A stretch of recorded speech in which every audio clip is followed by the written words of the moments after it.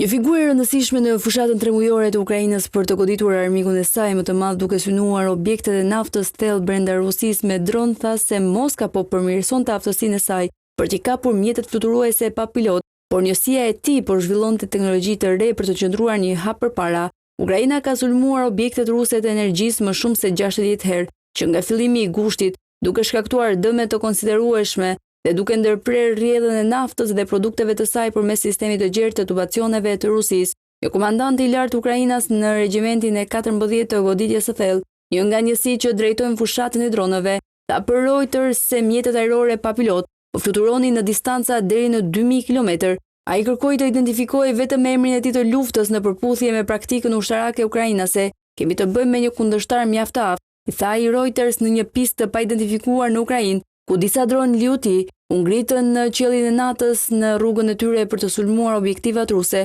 Lufta me dron ka ndryshuar shpejt që nga fillimi i luftës, me të dyja palët që i nisin ata përtej vijës së frontit dhe shumë larg saj. Rusia ka përdorur rrebeshe dronësh për të përforcuar sulmet me raketa mbi infrastrukturën energjetike të Ukrainës, duke kërkuar të ndalojë ngrohjen gjatë muajve të ftohtë të dimrit. Vendimi i Kievit për të përqendruar në objektiva të largëta brenda Rusisë pasqyron pikpamjen e saj se goditja e sistemit energjetik që furnizon ushtrinë e madhe të Rusisë është mënyra më e mirë për të fituar ndikim mbi armikun e saj.